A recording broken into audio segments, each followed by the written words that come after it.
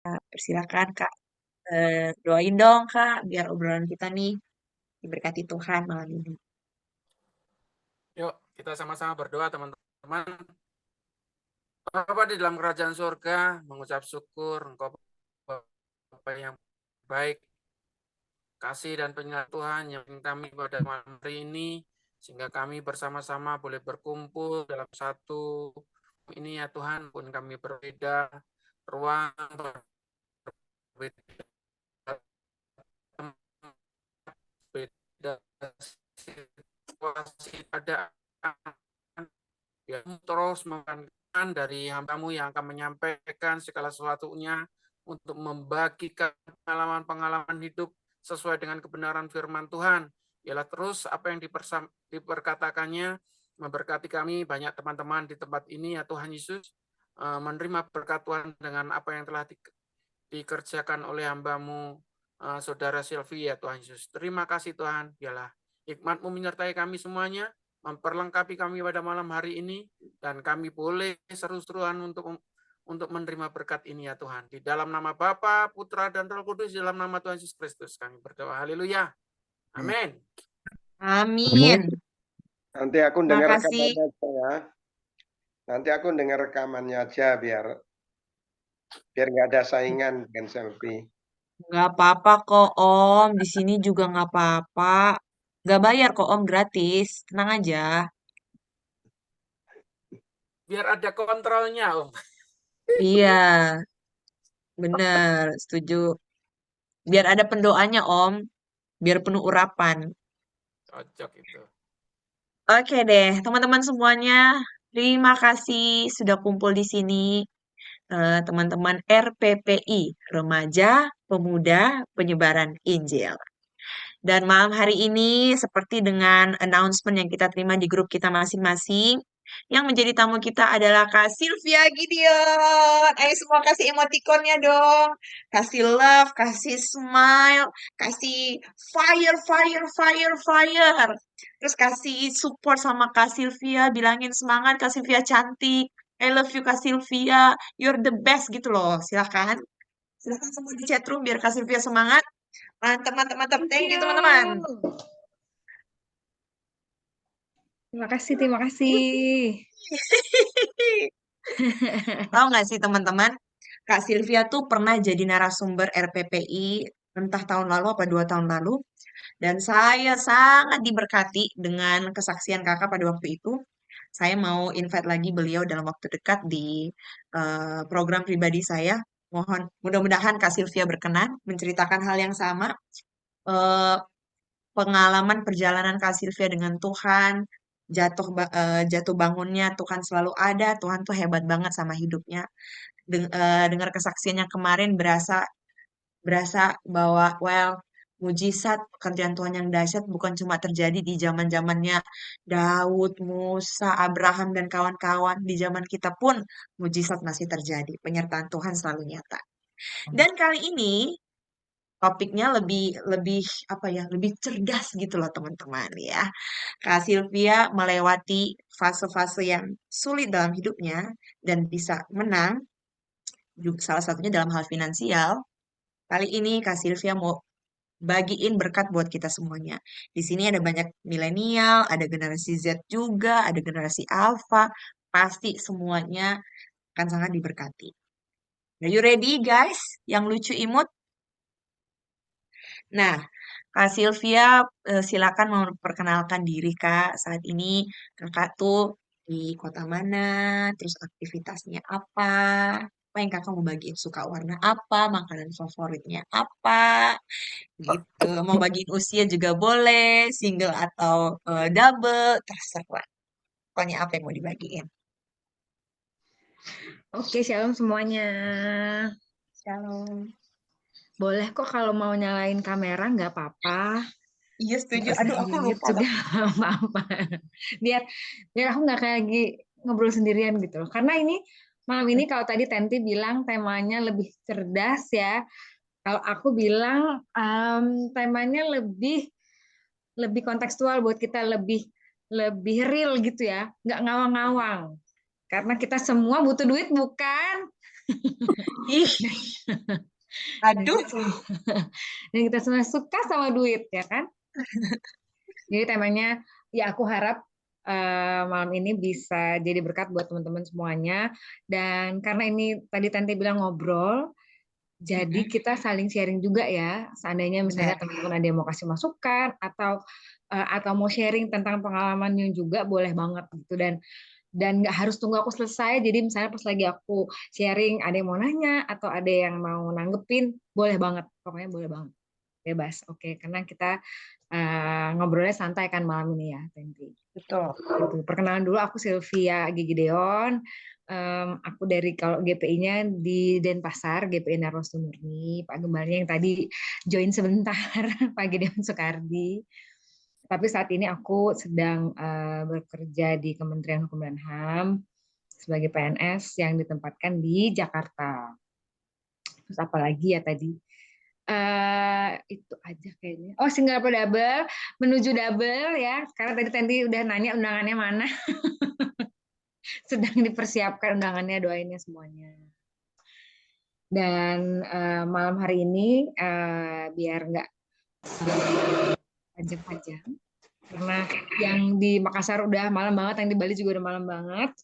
Kita sama-sama mau bahas soal manajemen keuangan. Dan waktu itu kenapa aku mau bahas ini di talk series yang pertama, udah ada teasernya sedikit ya, karena ini yang aku alami secara pribadi. Oh iya, tadi aku belum nyapa semua yang hadir ya. Makasih yang udah hadir. Ada para senior juga yang pasti udah lebih senior juga dalam hal mengatur keuangan. Jadi kita belajar sama-sama ya. Kalau ada sesuatu yang kurang, mohon ditambah. Oke, jadi kenapa aku rindu banget sharing soal manajemen keuangan ini sama teman-teman dan kakak-kakak sekalian? Karena aku ngalamin sendiri. Jadi sekitar tahun 2000 berapa ya? 2017, 2016, 17 itu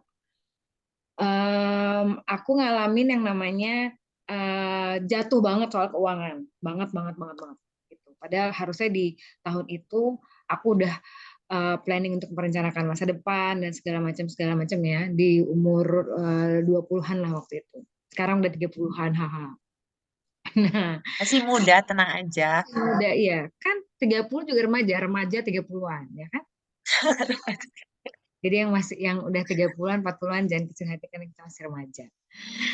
Nah, di tahun-tahun itu aku mengalami kejatuhan banget soal keuangan karena waktu itu aku mengambil keputusan-keputusan yang salah dalam hidup ini, mengambil keputusan yang salah soal pasangan hidup, soal gaya hidup, soal manajemen keuangan, sehingga intinya pada saat itu aku punya hutang dan ditinggalin hutang juga waktu itu sekitar 200 juta.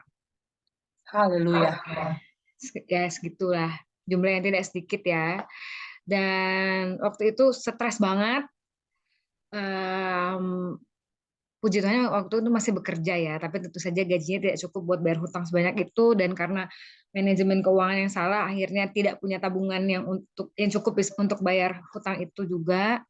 Bentar, aku sorry. Siap, Oke. Kak.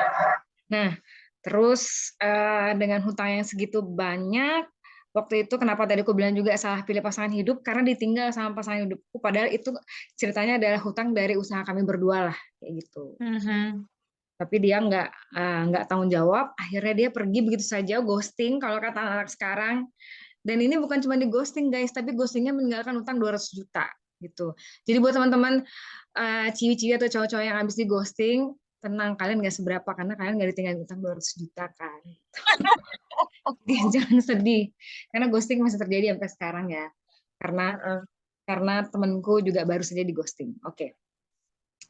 Ya, jadi intinya itu mengalami kejatuhan luar biasa soal keuangan, terus akhirnya dari situ bisa bangkit dari nol, bukan dari nol, dari minus bahkan ya. Wow.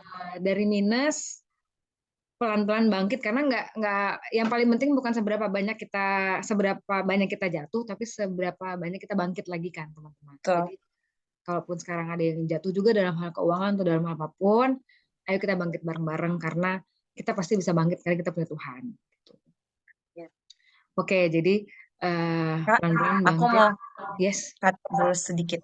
Penasaran karena tadi kakak bilang tentang gaya hidup. Tadi kan kakak mention bahwa ada kondisi kakak sempat jatuh keadaan utang itu 200 juta, terus ditambah kakak mulai dari minus. Terus Mm-mm. lagi gaya hidup. Nah, penasaran nih gaya hidup apa nih yang kakak tuh terjebak di situ? Oke, biar kita langsung masuk ke situ ya. Aku langsung share screen aja ya apa yang udah aku siapkan malam ini ya. Nanti akan Oke, aku silakan bahas Kak. juga. Itu udah ini belum? Udah kelihatan? Yes, your money is your servant. Sebentar ya. Aku harus geser ini. Oke, udah kelihatan slideshow-nya? Oke, nanti pertanyaan nanti aku jawab ya. Siap. Kita mulai dari yang basic dulu. Dan ceritaku nanti aku lanjutin, guys. Kita mulai Oh dari iya, yang basic dulu. maafin aku potong. Nggak apa-apa, Sorry nggak kalau apa-apa. kakak mau cerita, cerita aja. Nggak apa-apa, biar waktunya lebih concise. Jadi, Oke. jadi sambil aku jelasin, sambil aku lanjutin lagi ceritanya. Oke. Aku berdoa supaya aku bisa menyampaikan dengan bahasa yang sederhana ya, supaya kita sama-sama bisa ngerti dan langsung aplikasiin dalam kehidupan kita karena ini hal yang sangat-sangat penting. Oke, Ya. yang pertama prinsip manajemen keuangan sesuai dengan Alkitab. Yang pertama, ketahui sumbernya dan mengucap syukur, memberi, mengelola, menabung, dan jangan jadi hamba uang. Aku akan bedah satu-satu. Oh, nggak mau gerak dia. Sebentar. Oke, Ya.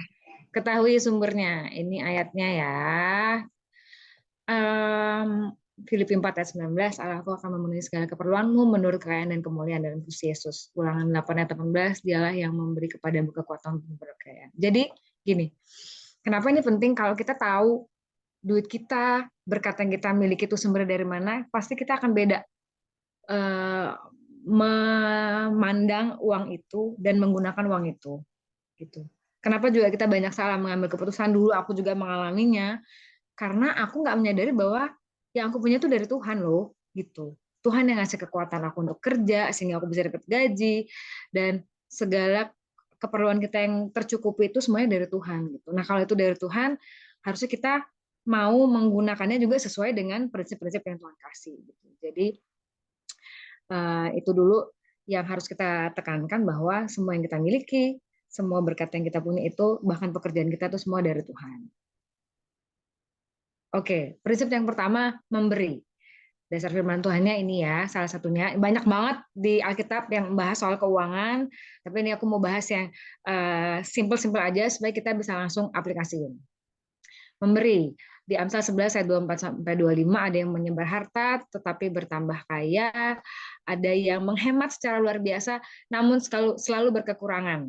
Siapa banyak memberi berkat diberi kelimpahan, siapa memberi minum ia sendiri akan diberi minum.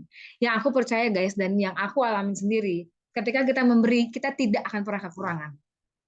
Dan semua yang Tuhan suruh di Alkitab termasuk soal memberi tidak akan pernah merugikan anak-anaknya. Itu nggak pernah. Sama kayak mama papa kita nyuruh kita belajar, nyuruh kita mandi, nyuruh kita bersihin tempat tidur, itu semua baik untuk kita gitu. Demikian juga Tuhan Bapak kita yang baik itu kalau nyuruh anak-anaknya pasti nggak ada yang ngerugiin kita gitu. Dan aku juga udah buktiin ya, di tengah kondisiku yang sangat susah waktu itu, yang dari minus tadi, tapi prinsip firman Tuhan harus tetap memberi gitu. Dan kadang kita mikir gimana aku bisa memberi kalau aku sendiri nggak punya gitu kan.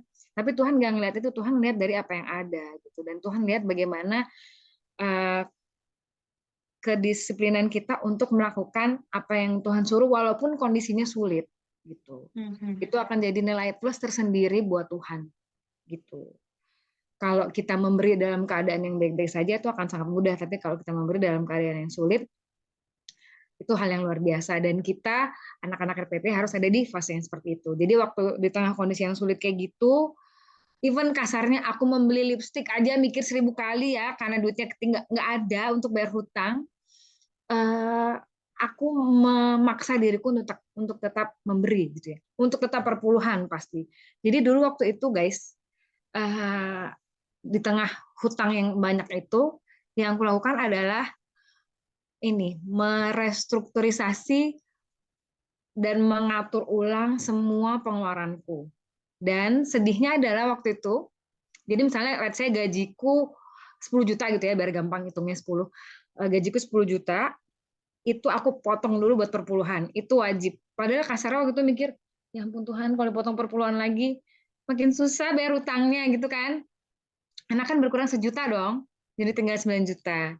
Tapi aku mau buktiin apa yang Tuhan bilang, kalau kita melakukan firman Tuhan, maka Tuhan akan perhitungkan gitu. Akhirnya tetap aku kasih perpuluhan 10%. Setelah itu sisanya sekitar 10% lagi buat aku sehari-hari, buat beli bensin, naik motor ke kantor segala macam. Sisanya 80% itu buat bayar hutang, guys. Jadi aku nggak punya uang sama sekali waktu itu untuk memenuhi gaya hidupku. Kalau tadi Tenti nanya, oh gaya hidup ntar abis ini ya, ntar aku jelasin. Kayak gitu. Jadi Dan itu berapa berlangsungnya? berapa lama berlangsungnya? Itu sekitar 2 tahun. Gitu.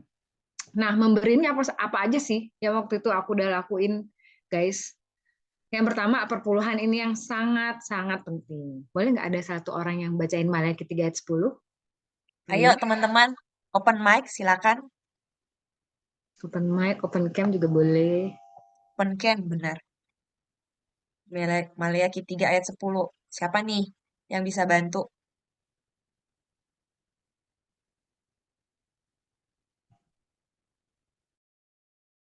Ayo, ayo. Maliaki 3 ayat 10. Maleakhi 3 ayat 10, firman Tuhan, bawalah seluruh persembahan persepuluhan itu ke dalam rumah perbendaharaan, supaya ada persediaan makanan di rumahku, dan ujilah aku, firman Tuhan semesta alam, apakah aku tidak membukakan bagimu tingkap-tingkap langit, dan mencurahkan berkat kepadamu sampai berkelimpahan. Demikian. Thank you, sister. Terima kasih. Oke guys, jadi perpuluhan itu yang pertama, itu adalah perintah Tuhan. Dan yang kedua, Tuhan bahkan bilang, ujilah aku. Yap. Apakah aku tidak membukakan tingkap-tingkap langit berkat buat kita. Jadi Tuhan bilang, boleh diuji loh. Kalau kita udah memberikan perpuluhan, udah memberikan miliknya Tuhan, Tuhan berkatin apa enggak. Gitu. Oke. Yang kedua, buah sulung. Ini mungkin beberapa di antara kita mungkin ada yang udah tahu atau ada yang belum. Buah sulung ini adalah persembahan pertama dari pendapatan pertama kita. Sebelumnya kita baca dulu ayatnya deh ya. Boleh ada yang bacain lagi? Amsal 3 ayat 9 sampai 10. Saya Kak. Boleh. Silakan. Thank you. Amsal 3 ayat 9 sampai 10. Muliakanlah Tuhan dengan hartamu dan dengan hasil pertama dari segarap penghasilanmu, maka lumbung-lumbungmu akan diisi penuh sampai melimpah-limpah, dan bejana pemerahanmu akan meluap dengan air buah anggurnya. Amin. Amin. Thank you. Oke, jadi buah sulung itu sayangnya, karena ini persembahan pertama dari penghasilan pertama, hanya bisa dilakukan sekali, teman-teman. Jadi buat yang belum bekerja nih, ini adalah tantangan buat kalian ya, kalau kalian berani menantang diri kalian sendiri, dan ini aku lakuin. Jadi ketika kalian punya pekerjaan pertama, kalian kasih 100% buat Tuhan. 100%. Nggak cuma 10%. Gitu, Kak, nanti makannya gimana ya, Kak?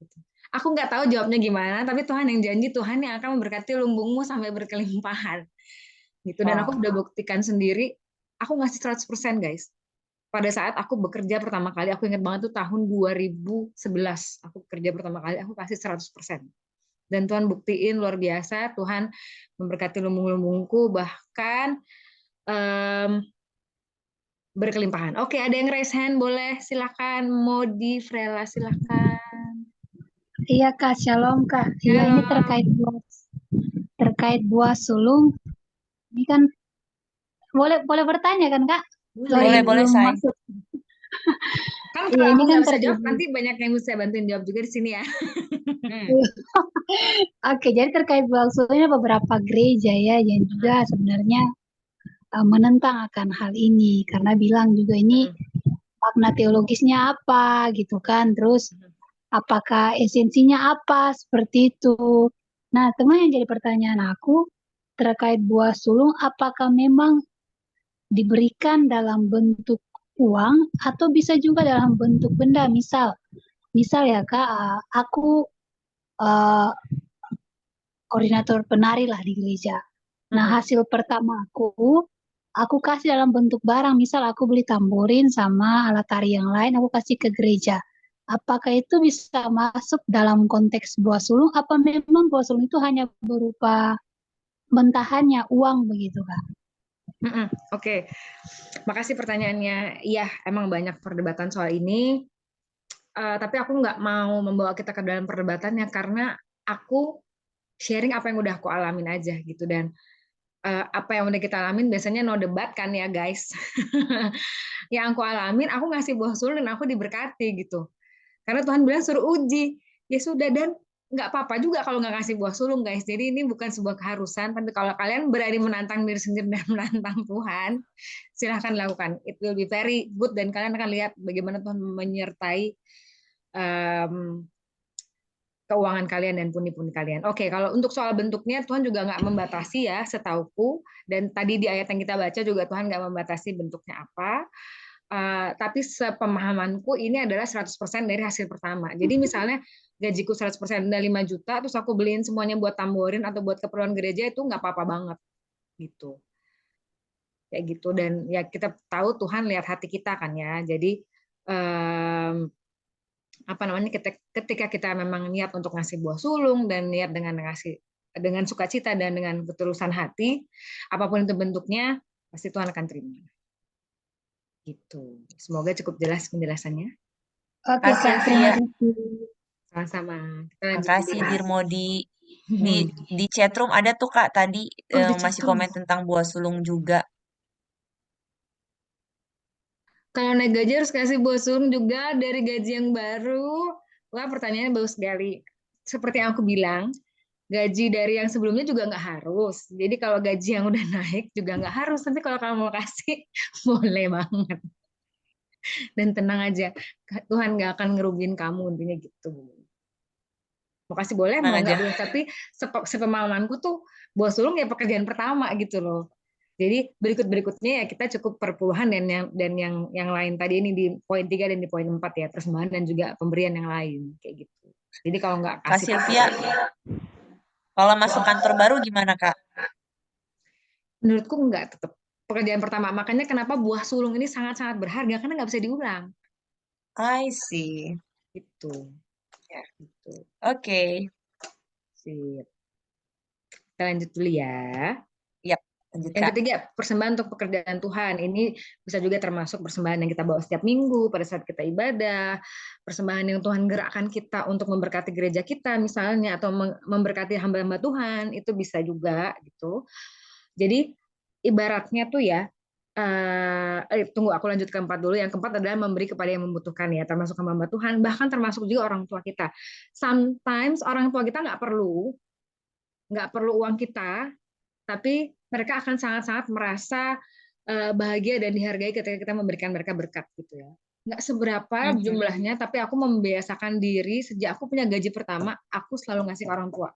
Berapapun itu, 50.000 even 100.000, yang penting bukan jumlahnya, tapi itu adalah bukti kasih kita kepada orang tua kita. Gitu. Dan itu mendisiplinkan diri kita untuk menjadi orang yang murah hati. Karena itu yang Tuhan suruh. Tunggu, ini ada chat apa ya? Kita buka. Jadi kalau seseorang tidak memberi buah sulung dari hasil pertama, sulit diberkati ya Kak? Enggak juga karena tidak ada ayatnya.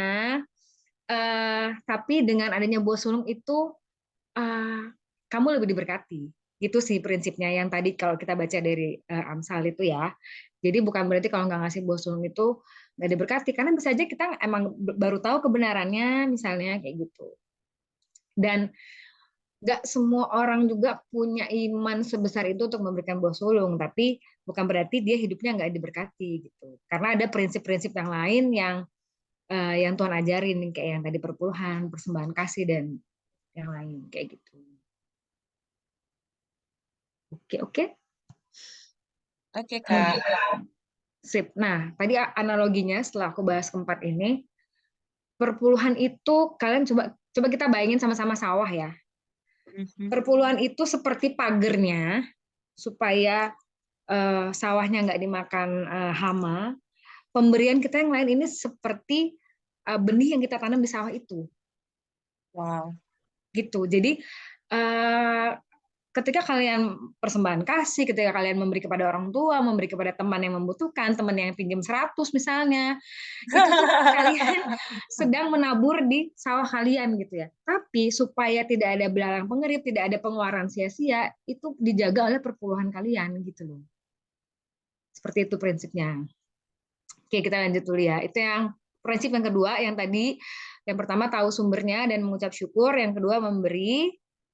Yang ketiga, ini yang sangat-sangat penting yang kita mau bahas juga malam ini, yaitu mengelola, guys. Nah, sebelum kita bahas intinya, aku mau bahas gambar ini dulu. Seimbangkan kayu dengan baru, karena biasanya kalau kita ada gambar visualnya bisa lebih inget ya. Pokoknya kalau soal mengelola uang, malam ini kalian ingat aja prinsipnya adalah ember kayu yang kayunya harus tinggi sama rata. Coba kita sama-sama bayangin, seandainya, ini kan ada beberapa kayu ya, 1, 2, 3, 4, 5 gitu. Misalnya ember ini cukup buat air 1 liter. Tapi karena ada kayu yang tingginya nggak sama, bisa 1 liter nggak penuhnya? Nggak bisa kan? Jadi itu yang mesti kita tanamkan baik-baik. Ini sama dengan hal mengelola, guys. Kalau kita nggak bisa mengelola dengan baik, yang tadi prinsip-prinsip yang kita sedang belajar tadi, yaitu perpuluhan, memberi, segala macam, itu akan ada balok kayu yang nggak seimbang tingginya. Jadi harusnya Tuhan ngasih berkatnya 1 liter, tapi karena ada salah satu kita yang kurang, ada balok kayu yang kurang, jadi berkatnya hanya 900 mili misalnya, kayak gitu. Kita balik yang tadi, tunggu ini ada chat, kita lihat dulu. Kakak apa tiap tahun harus kasih buah sulung dari pendapatan pertama di tahun berjalan? Nah, ini masih kita bahas buah sulung ya, karena buah sulung ini memang menarik. Nggak harus, karena memang buah sulung itu adalah pekerjaan pertama kita, gitu. Tapi nggak ada salahnya juga kalau aplikasi buah sulung itu kalian aplikasikan dengan pendapatan pertama di tahun berjalan, kalian ngasih ke Tuhan gitu ya. Karena prinsipnya adalah apapun yang kalian berikan buat Tuhan tidak akan kembali dengan sia-sia dan Tuhan akan perhitungkan. Asal kita kasih dengan sukacita dan dengan hati yang tulus, dan karena kita mengasihi Tuhan ya, bukan karena kita ingin imbalannya dari Tuhan gitu loh. Karena kan Tuhan yang menyelidiki hati ya, Tuhan yang punya hati. Jadi prinsipnya adalah, prinsip dasarnya memang buah sulung itu adalah hasil pertama dari pekerjaan pertama. Tapi seandainya kalian belum melakukannya karena belum tahu atau segala macam, waktu itu masih ragu segala macam, terus kalian mau kasih sekarang, seperti pertanyaan ini, pendapatan pertama di tahun berjalan, jadi setiap bulan Januari gitu kan, setiap bulan Januari setiap tahunnya, itu nggak apa-apa juga, karena pada prinsipnya Tuhan pasti akan memberkati apa yang kita kasih dengan sukacita, dengan tulus, dan dengan motivasi karena kita mengasihi Tuhan. Tapi aku nggak yakin ya apakah itu bisa disebut buah sulung atau enggak, atau hanya persembahan khusus kita kepada Tuhan. Itu yang perlu mungkin nanti kita bahas lebih lanjut ya. Tapi kalau basicnya buah sulung itu yang tadi kita baca, persembahan pertama dari penghasilan. Itu. Kita lanjut dulu. Oke, setelah tadi kita lihat ember, gimana sih supaya balok-balok kayunya itu seimbang semuanya, supaya berkatnya penuh satu ember? Ada 4 hal sederhana yang mau aku sharingkan. Yang pertama, prinsip 10, 10, 60, 20. Kalau kalian baca di artikel-artikel keuangan, perbankan, mungkin prinsipnya adalah kebanyakan itu 50, 30, 20. 50 itu penghasilan kalian untuk kebutuhan atau keinginan kalian, 50% dari penghasilan kalian untuk kebutuhan atau keinginan, 30-nya adalah yang tadi 50% untuk kebutuhan, 30%-nya untuk keinginan, 20%-nya untuk ditabung. Rata-rata kalau kalian baca bagaimana cara mengelola keuangan yang baik dan segala macam, itu prinsipnya seperti itu. Tapi karena kita anak Tuhan, kita mau beda. Prinsipnya adalah 10, 10, 60, 20. Kita satu-satu breakdown ya. Yang pertama, perpuluhan. Udah nggak perlu kita bahas lagi, karena tadi kita udah bahas di depan, ada dasar ayatnya juga. Dan ingat, Tuhan bilang, ujilah Tuhan. Kalau kalian sudah membayar perpuluhan ini, pasti Tuhan akan berkati. Yang kedua, 10%-nya kita gunakan untuk persembahan dan pemberian, termasuk persembahan untuk pekerjaan Tuhan dan juga untuk orang tua. Ingat, yang tadi aku bilang, persembahan ini Tuhan nggak minta jumlah, orang tua kita juga nggak minta jumlah, tapi kita harus disiplin untuk melakukannya, sebagai bukti bahwa kita bukan hamba uang, tapi kita yang menghambakan uang itu buat diri kita. Makanya temanya Your Money is Your Servant. Berikutnya 60% kebutuhan dan keinginan. Nah, ini jangan sampai salah juga, teman-teman. Makanya aku taruh dalam kurung termasuk membayar hutang atau prioritas. Jadi 60% ini, misalnya kalau gaji tadi 10 juta ya, berarti kan 6 juta. 6 juta itu kita gunakan untuk membayar sesuai dengan prioritas kita. Prioritas yang pertama bukan kebutuhan, tapi membayar hutang. Ingat itu baik-baik. Karena kita sangat-sangat bisa tertipu sama kebutuhan kita. Gitu. Dan kadang-kadang suka blur ya antara kebutuhan sama keinginan gitu. Contoh, minum kopi setelah makan siang apakah itu kebutuhan atau keinginan? Sekarang Keinginan. banyak sekali sekarang banyak sekali yang merasa kopi itu adalah kebutuhan. Kalau nggak minum kopi pusing. Kalau nggak minum kopi rasanya ngantuk. Kalau nggak minum kopi rasanya mulutnya bau bawang gitu, let's say, habis makan.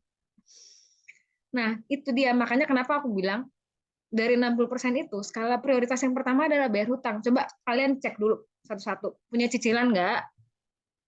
Punya hutang ke orang nggak? Karena kalau kita nggak setia sama harta orang lain, Tuhan juga nggak akan mempercayakan harta buat kita. Terus cicilan, hutang, ya pinjaman sama aja. Itu coba dipikirin dulu ya. Di list dulu itu yang paling pertama dari 60% penghasilan kalian.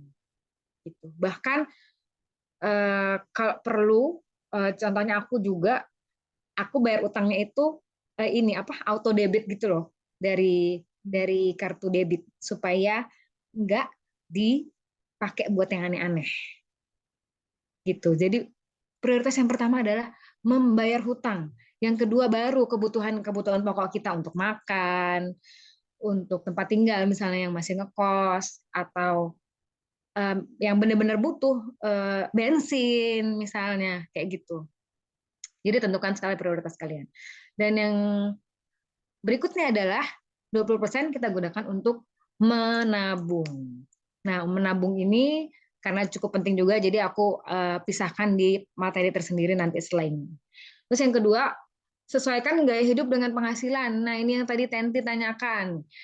Hindari hutang, kartu kredit, pay later. Nah, aku mau tanya dulu, berapa di antara kita yang punya kartu kredit? Coba ini deh, raise hand. Yang punya kartu kredit atau pakai pay later, coba. Pay later enggak, kartu kredit. Kan lagi ini ya, banyak sekarang ya.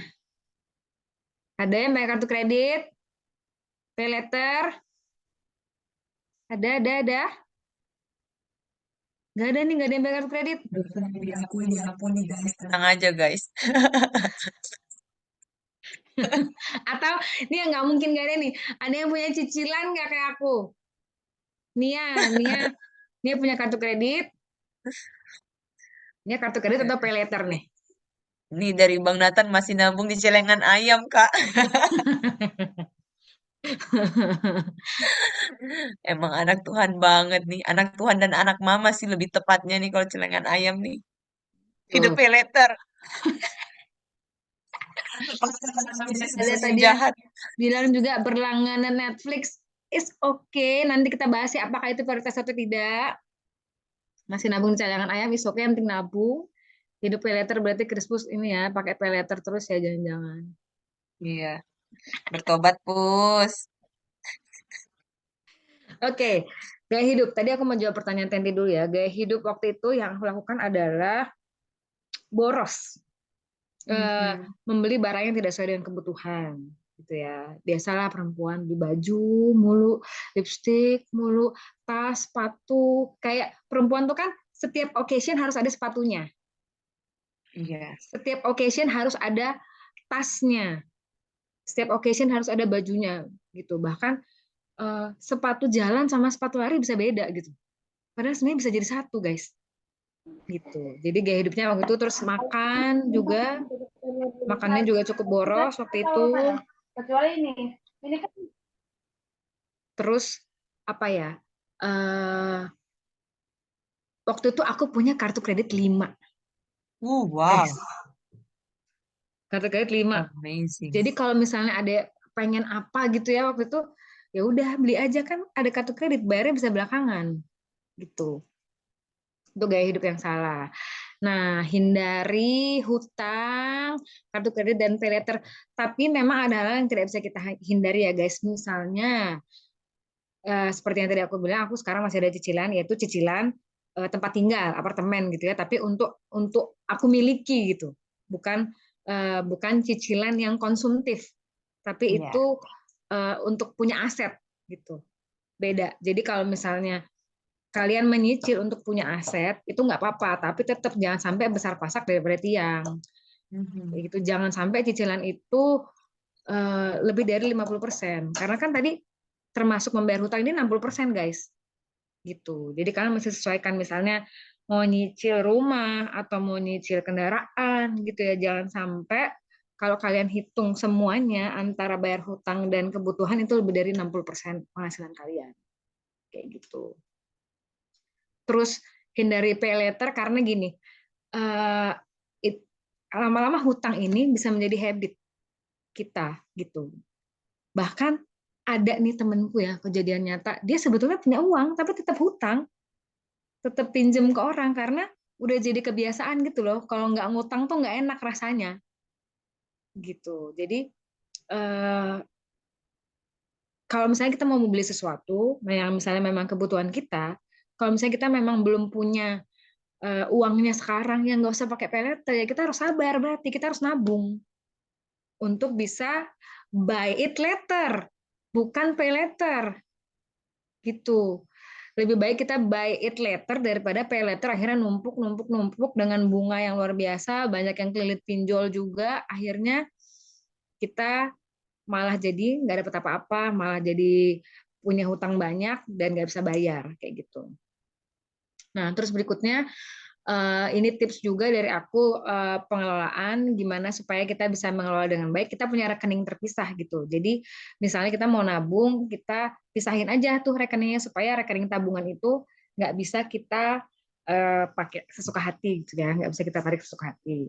Terus yang keempat juga yang penting adalah planning atau perencanaan. Nah, kita sebagai generasi milenial nih harus juga merencanakan hidup kita ke depannya, guys. Misalnya kalian mau menikah, mau membeli rumah misalnya, atau mau supaya ada pas hari tua kalian nggak susah, asuransi itu harus direncanakan juga dengan baik dari sekarang. Atau kalian misalnya mau planningnya dengan investasi, boleh banget. Investasi kuncinya adalah jangan malas untuk membaca dan mencari tahu gitu ya, karena investasi di zaman sekarang banyak banget. Yang manapun aku nggak punya kecenderungan tertentu, investasi semuanya bagus, tapi yang penting itu sesuai dengan hati kalian, sesuai dengan yang kalian suka juga, dan hasilnya juga sesuai dengan yang kalian mau kayak gitu. Kak, Kak Yes. Sylvia investasinya apa? Investasiku ini sih sekarang masih yang tradisional ya. Apa namanya, logam mulia. Logam Oke, mulia. Kak. Gitu. Aku di reksadana. Oke, bagus. Pengen juga reksadana, cuman belum sempat baca-baca lagi. Tapi apapun itu bagus untuk perencanaan ke depannya. Gitu. Dan Investasinya Bang Nathan berbuat baik, lucu banget. Iya, setuju. Setuju. nggak salah. Oke. Boleh kan seumuran kami membeli saham, Kak? Boleh banget. Asal tadi kalian nggak asal beli ya, tapi harus tahu dulu nih saham apa, proyeksinya bagus apa enggak ke depannya, seperti itu. Blue chip guys, blue chip. Mungkin bisa belajar sama Tenti malah ya kalau saham dan reksadana. Belajar sama Samuel Irwan dari GPE Lusai. Keren. Oke, oke, oke, oke. Boleh tuh, boleh. Oke, kita lanjut dulu. Oke, Kak. Tadi prinsip pengelola udah. Nanti kalau ada yang mau ditanya boleh ya. Tadi embernya Kak, udah. balik lagi yang tadi, Kak. Heeh. Penasaran yang kriteria pasangan hidup. Apa hubungannya, Oh Kak? iya, kenapa aku tadi lupa bahas yang itu? Oke, makasih Tenti udah Aduh, itu diingetin. penting banget sih, penting Nah, banget. Si gini, Grace langsung semangat dengerinnya. gini. Jadikan pengelolaan keuangan yang baik menjadi salah satu kriteria pasangan hidup kalian bagi yang belum punya pasangan hidup. Jadi misalnya aku harus mencari pria yang bisa mengelola uang dengan baik. Karena kalau enggak, kalian akan nyungsep berdua tuh soal duit. Seperti yang aku alamin Wadidaw. waktu itu. Kayak gitu. Karena kita berdua sama-sama nggak bisa mengelola keuangan kita dengan baik. Waktu itu mantanku nggak bisa mengelola keuangan dengan baik, akhirnya makin parah deh tuh jatuhnya. Nggak mungkin orang buta menuntun orang buta. Kayak gitu. Jadi apa namanya? Karena bahaya banget guys. Seusia kita, anak muda seusia kita itu kan pasti ya masih cari pacar lah, cari pasangan hidup yang sesuai lah. Kan selama ini kita kriterianya yang penting satu agama, udah selesai gitu. Nggak cukup Alfonso zaman sekarang, Alphonse. nggak cukup dia cuman baik, dia baik Kak, terus dia seiman, nggak, bahkan nggak cuman seiman guys, harus cari yang sepadan pemahaman Setuju. rohaninya, bukan cuman yang seiman. Karena kalau dia nggak sepadan, kalian ngomongin soal pengelola keuangan, dia nggak akan mau ini, nggak akan mau mengubah pengelolaan keuangan sesuai dengan firman Tuhan gitu. Kalau dia cuma seiman doang, tapi pemahaman imannya nggak sepadan sama kalian gitu. Nggak akan mau dia bayar perpuluhan apalagi. No, no, no, no, no. Dan itu jangan disepelekan teman-teman. Karena kalau kalian mau membangun keluarga yang sehat, keuangannya harus sehat. Itu penting banget. Karena kalian akan membangun generasi, bukan cuma membangun satu keluarga aja. Itu. Setuju. Dan Nah, teman-teman itu. koreksi ya, disclaimer, yang baru masuk nih, Kak Sylvia tuh bilang sama mantannya manajemen keuangan bukan karena kenapa-kenapa ya, karena mereka dulu ada bisnis bareng, Ya, gitu. betul. Jadi itu konteksnya. Kami dulu ada bisnis bareng, terus kita nggak bisa mengelola keuangan dengan baik, dan ternyata dia tidak membayar perpuluhan. Haleluya. Jadi sebetulnya gini loh, untuk diberkati tuh gini. Nah, aku percaya apapun di dunia ini bisa dipelajari. Kalau ada orang diberkati, kita bisa pelajari juga dia diberkatinya kenapa gitu loh.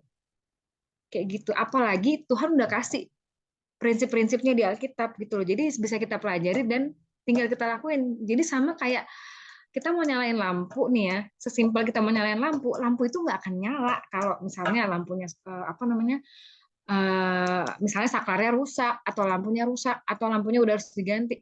Tapi kalau lampunya udah bagus, saklarnya udah bagus, tersambung dengan listrik yang baik, kalian tinggal pencet doang nyala gitu loh. Jadi untuk diberkati itu tidak susah, tidak susah. Semua bisa dipelajari, ada rahasia-rahasianya dari kita, tinggal kita lakuin. Gitu. Jadi selain kalian ingat ember, ingat juga soal saklar dan lampu ya. Siap. Gitu. Waktu itu soalnya mantanku tuh ngerasa, kok aku tuh nggak diberkati Tuhan ya? Kok kayaknya aku kerja apa tuh susah gitu.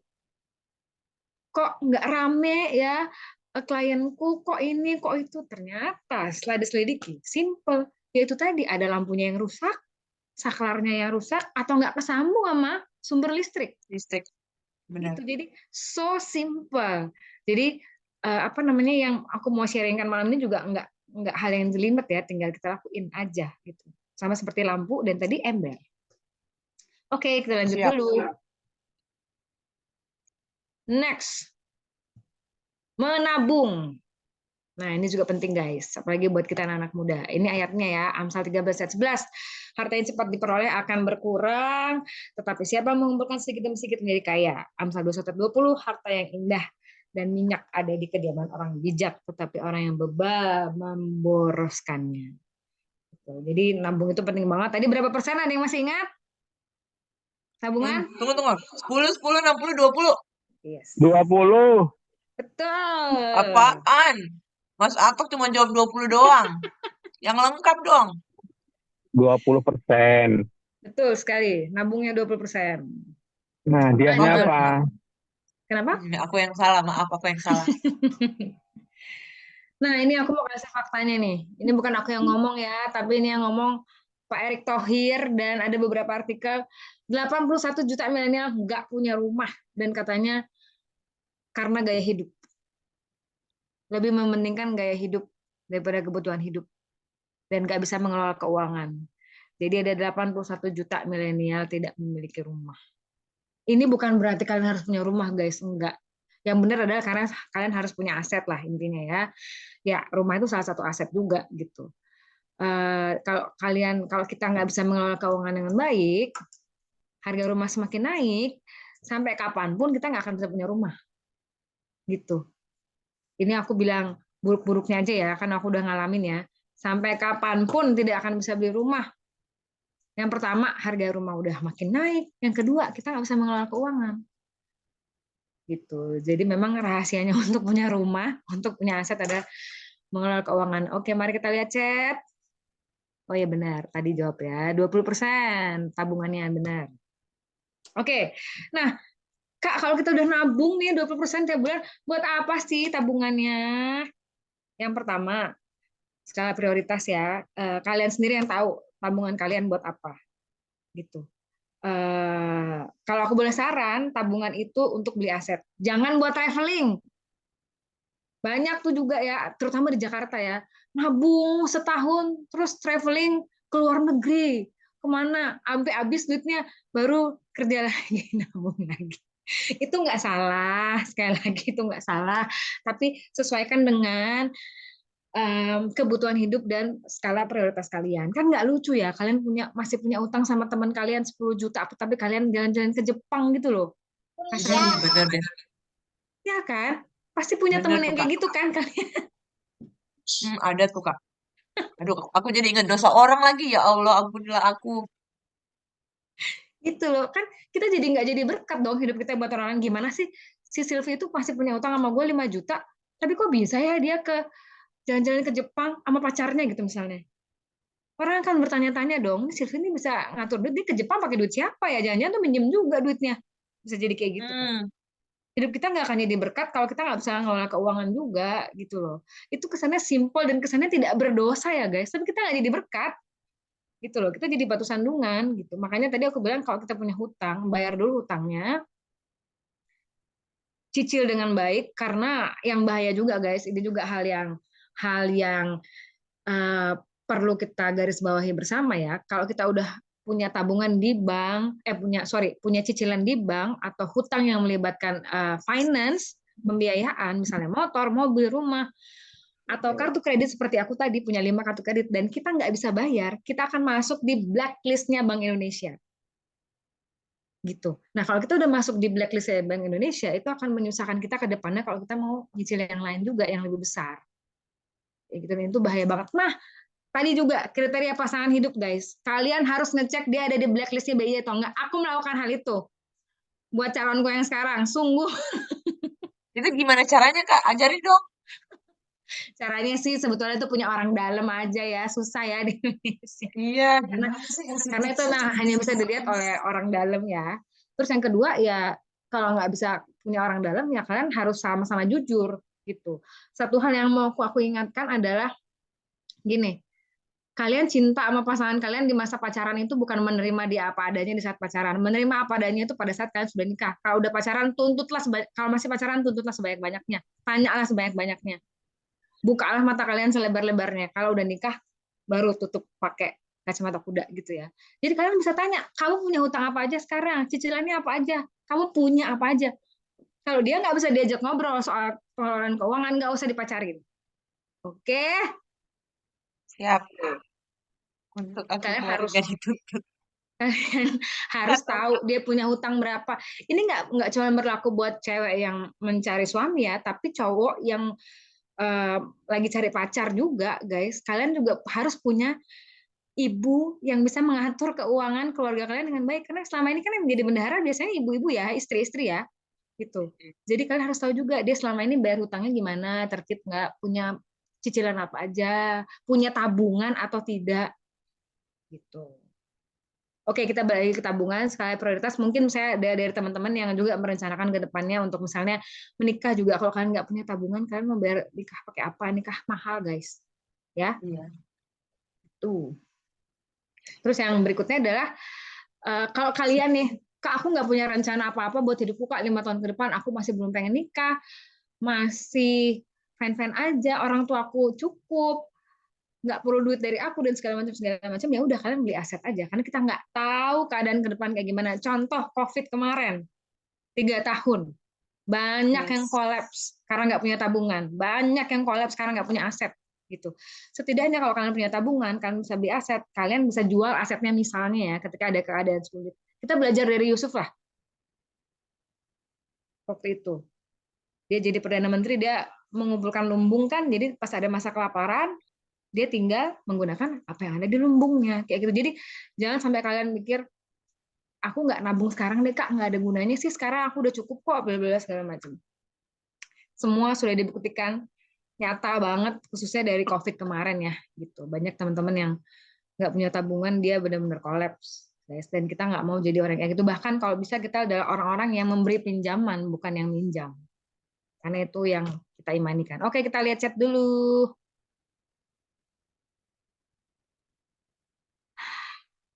Bentar.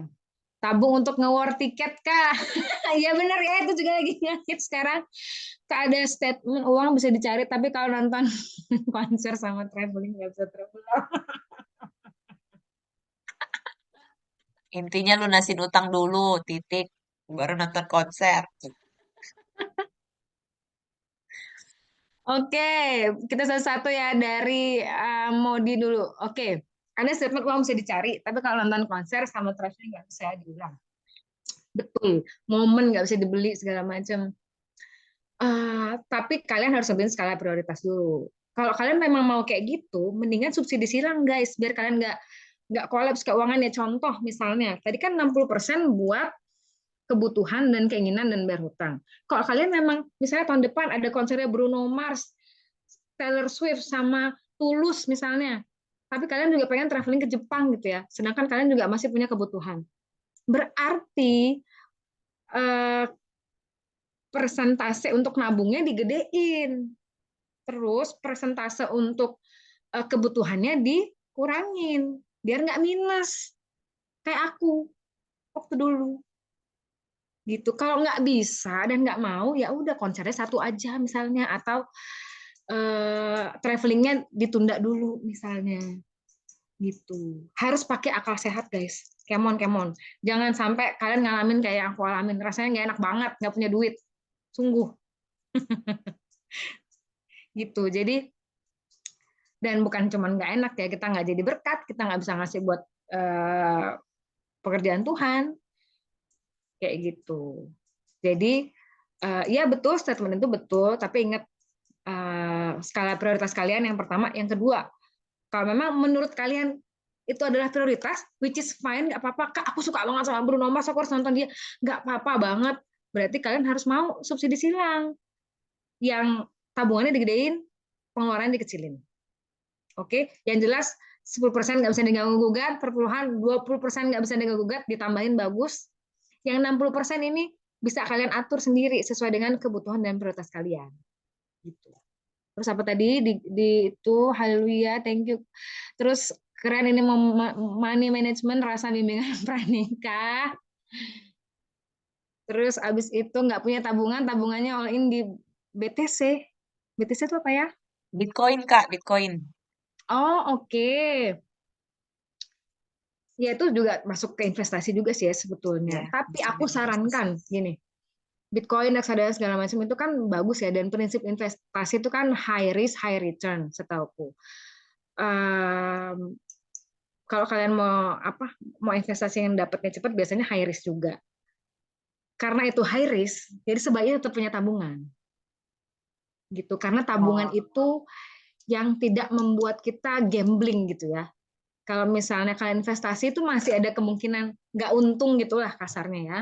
Bahkan di investasi sama uang kita bisa hilang juga gitu ya kalau kita investasi di hal-hal yang sangat-sangat fluktuatif gitu. Udah banyak lah ceritanya yang dia invest berapa, uangnya hilang berapa, udah banyak banget ceritanya. Jadi aku saranin tetap punya tabungan 20%. Gitu. Kalau kalian susah Kak 20% belum bisa banget nih Kak. Ya udah berapapun nggak apa-apa, mau 5% nggak apa-apa, tapi harus punya tabungan. Harus punya tabungan. Karena kalian nggak tahu, kita nggak pernah tahu apa yang akan terjadi ke depannya, kita butuh apa. Sorry to say, misalnya ada keluarga yang meninggal, let's say, atau ada yang sakit, misalnya, terus nggak punya asuransi, atau keperluan mendadak, atau buat pendidikan gitu. Kita harus punya tabungan untuk menanggulangi itu semua. Oke. Bahkan guys, kan aku tadinya rencana nggak menikah ya. Aku udah menyiapkan tabungan buat diriku sendiri. Jadi nanti kalau misalnya aku mati, aku cuma bikin sedih doang, tapi nggak menyusahkan. Gitu. Aku belajar banget. Kenapa aku bahas soal hidup dan mati juga? Karena hidup dan mati itu kita nggak ada yang tahu ya kapan. Dan aku belajar banget karena COVID kemarin ada sahabatku, seumuranku meninggal. Tapi ketika dia meninggal, deposito yang dia bikin buat mamahnya itu bisa diambil sampai 2 miliar, guys. Jadi aku belajar banget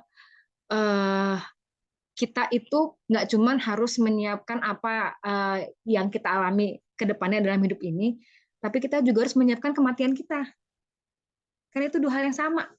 Gitu, bahkan harusnya kita lebih menyiapkan untuk kekekalan, bukan hanya kehidupan yang sekarang kayak gitu loh.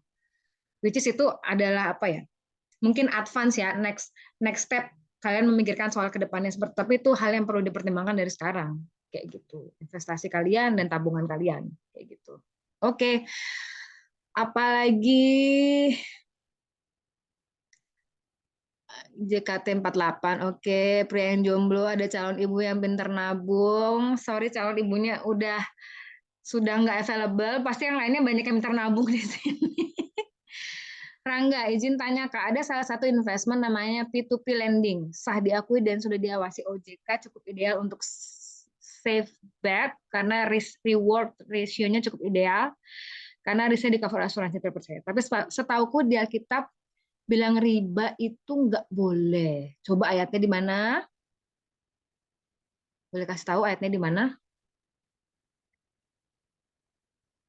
Kok kayak ini ya, kayak syariah kita jadinya. Nanti kita bahas lagi ya pertanyaan ini ya. Kita lanjut dulu yang tadi. Jam berapa nih? Jam 8 lewat. Oke. Nah, terus ini prinsip yang terakhir ya, kalau nggak salah. Ya, jangan jadi hamba uang. Seperti tema kita malam ini. Karena akar segala kejahatan adalah cinta uang, sebab oleh nggak kelihatan memburu uanglah beberapa orang telah menyimpang dari iman dan menyiksa dirinya dengan berbagai-bagai duka. 1 Timotius 6 ayat 10.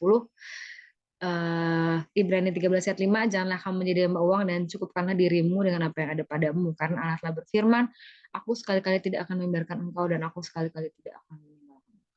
Oke, kita pasti udah sering banget denger ya, jangan jadi hamba uang. Tapi hamba uang tuh kayak gimana sih? Orang yang jadi hamba uang tuh kayak gimana? Coba aku mau share ke teman-teman. Menurut kalian orang yang jadi hamba uang tuh ciri-cirinya gimana? Biar nggak abstrak nih, hamba uang tuh apa ya gitu. Gimana sih ciri-ciri orang yang hamba uang? Kalau menurut kalian? Kalau menurut hamba Tuhan itu contohnya ambisi untuk kerja, ambisi untuk kejar uang, apapun dilakukan supaya menghasilkan, tapi enggak untuk beribadah, enggak untuk doa, enggak untuk sempatkan diri mengalami hubungan yang intim sama Tuhan. Pokoknya uang aja. Terus enggak juga berbagi, enggak juga contohnya seperti kakak bilang bayar perpuluhan. Jadi ya untuk dirinya sendiri. Gitu. Menurut Tina sih gitu. Benar, benar banget. Ada lagi? Bener banget yang Tina tadi bilang ya, kalau udah hamba uang dia pasti fokusnya diri sendiri, itu udah pasti. Ada lagi? Ada yang di chat ya? Fokus cari duit, betul. Pokoknya apapun itu asal menghasilkan duit, sampai hal-hal kasarnya gini, menghalalkan segala cara untuk dapat duit, bahkan hal-hal yang tidak berkenan di hadapan Tuhan. Dia mau terima suap misalnya, atau dia menjual barang yang tidak sesuai dengan spesifikasinya, misalnya apa namanya, dia bilang barang itu masih bagus tapi ternyata udah ada cacatnya tapi dia nggak kasih tahu supaya harganya tetap naik. Apalagi fokus untuk mencari kepuasan dirinya sendiri, betul. Betul. Pokoknya kalau udah hamba uang dia pasti fokusnya adalah diri sendiri. Contohnya lagi yang paling gampang adalah mood kita tergantung dari uang yang kita punya. Itu hal simpel yang kadang-kadang kita nggak sadari ya. Coba cek mood kalian tetap oke nggak ketika duit kalian sedikit. Mood kalian tetap sukacita nggak kalau misalnya lagi mau bayar utang. Gitu. Jadi jangan sampai mood kita tergantung dompet kita. Ini biasanya sih perempuan, biasanya. Biasanya, tapi tidak menutup kemungkinan laki-laki juga. Gitu. Jadi hati-hati, jangan sampai kita jadi hamba uang karena mood kita ditentukan dari dompet kita. Ada lagi yang di chat apa nih? Nah, ya kadang ada orang di saat tanggal tua, kadang moodnya tiba-tiba turun. Ya benar, banyak yang kayak gitu ya. Kalian apakah seperti itu?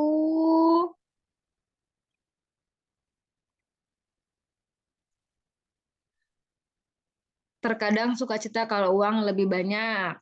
Ya, betul. Terus tadi ini Rangga udah jawab ya. Ayatnya di Ulangan 23 ayat 19 sama Imamat 2536. Intinya nggak boleh ambil bunga kalau minjemin duit.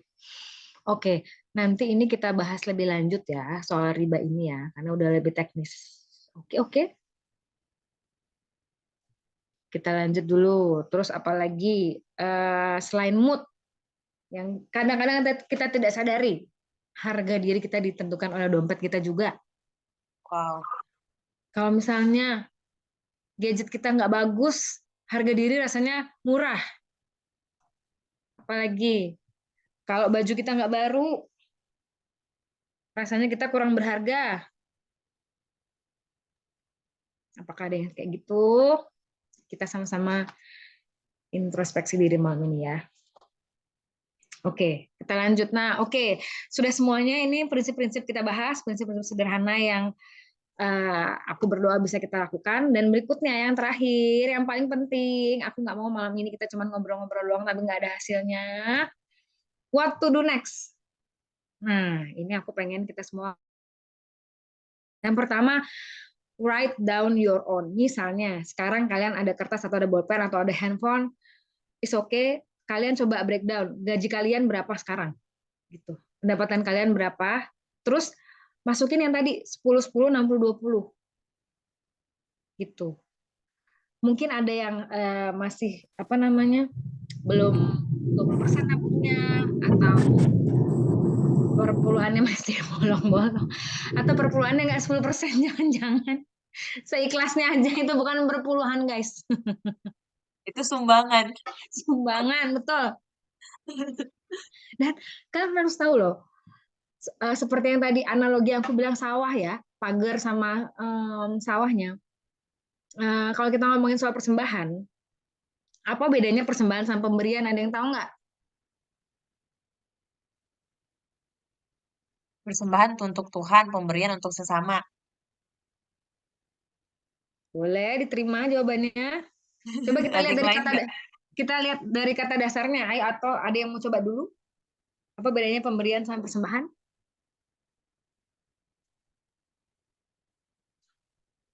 Oh, kalau dari kata dasar ya, Kak. Kalau beri Apa? ngasih, kalau sembah, persembahan sembah. Persembahan Sembah ucapan dibawa. syukur. Ada lagi?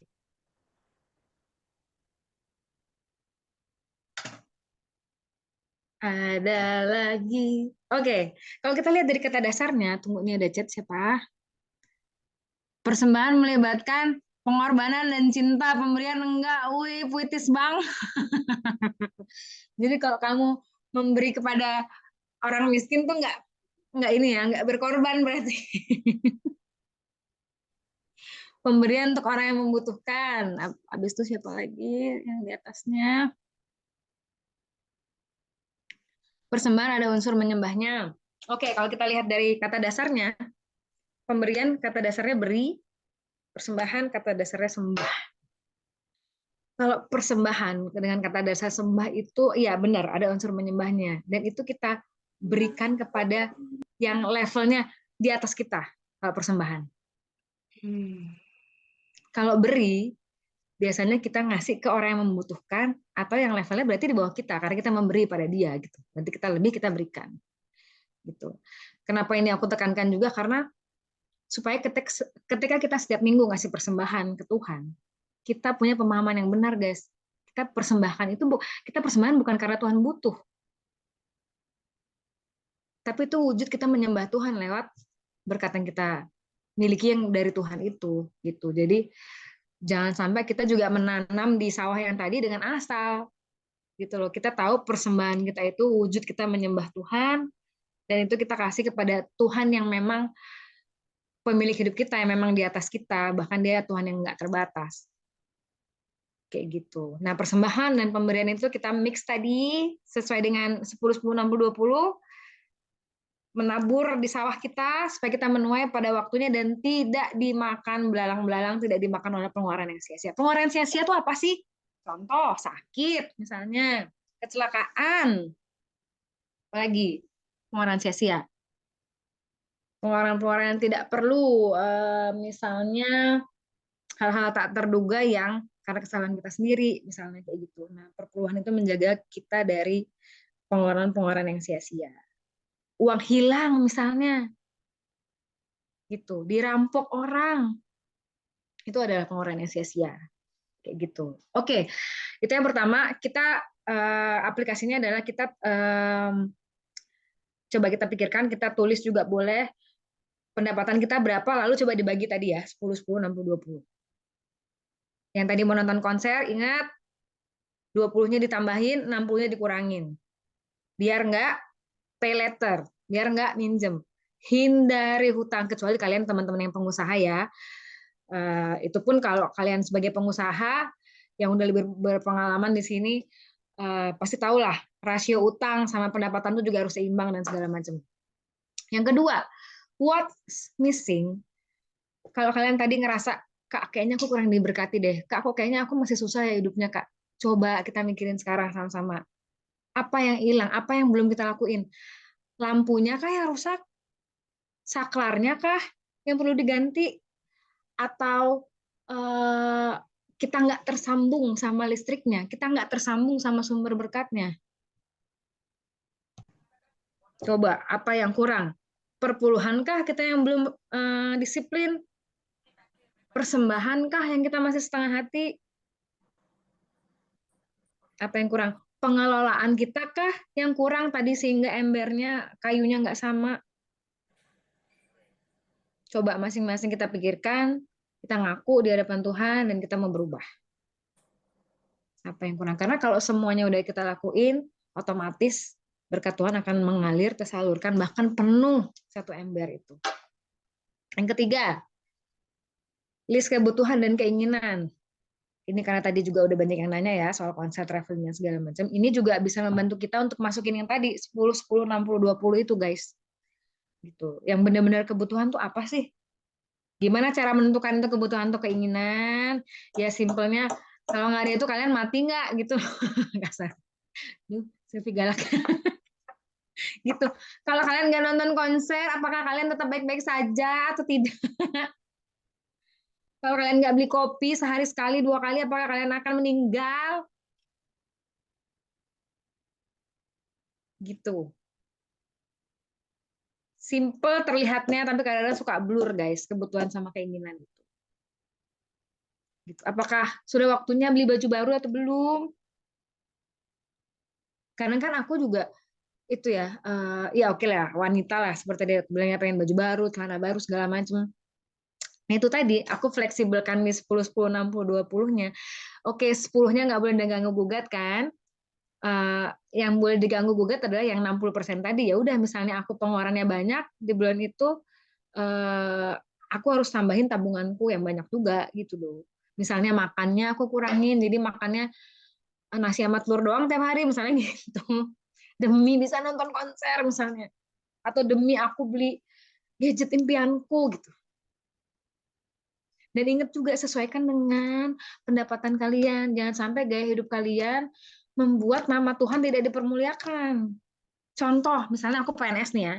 Aku PNS yang gajinya kecil. Kayak satu dunia juga udah tahu PNS tuh gajinya kecil. Gajiku nggak nyampe 10 juta. Kalau kalian mau lihat slip gajiku, aku boleh banget sharing. Boleh banget. Tidak ada yang kututup-tutupi, guys. Tidak sampai 10 juta gajiku. Ya, 8,1 kalau nggak salah. Nah, dengan gaji 8,1 juta, kalau aku pakai tas Hermes, apakah itu sesuai dengan